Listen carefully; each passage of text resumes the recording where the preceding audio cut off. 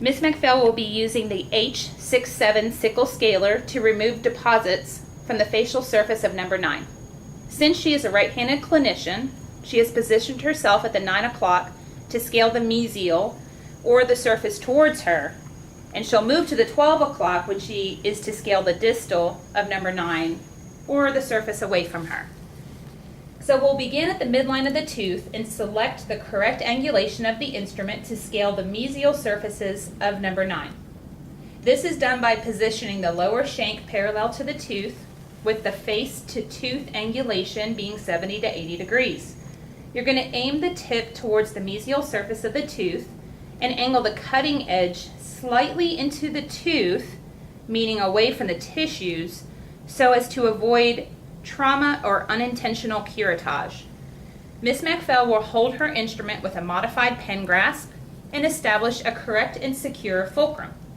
Her initial stroke will be in a coronal direction, and she can utilize short, controlled, overlapping strokes that can either be vertical, horizontal, or oblique in nature. She'll be applying appropriate lateral pressure the entire time, and notice how she keeps the cutting edge in contact with the tooth with every stroke. She will roll the instrument handle as she moves across the facial surface towards the mesial, paying close attention as she goes over the mesial facial line angle. Her strokes will extend into the interproximal and under the contact, all the while utilizing a wrist rock motion as compared to a finger motion.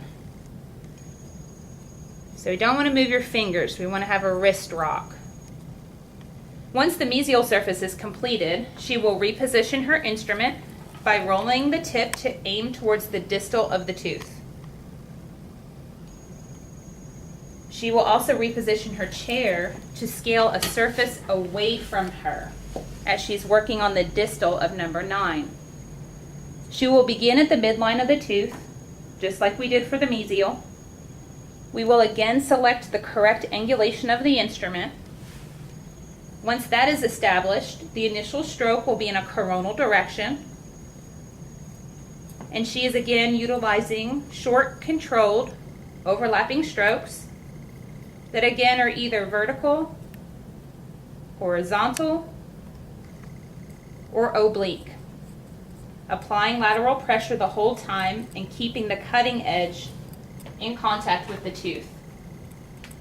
You want to be sure to roll your instrument handle appropriately, especially as you're going over the distal facial line angle. The strokes do need to extend into the interproximal and under the contact while you're utilizing a wrist rock motion the entire time.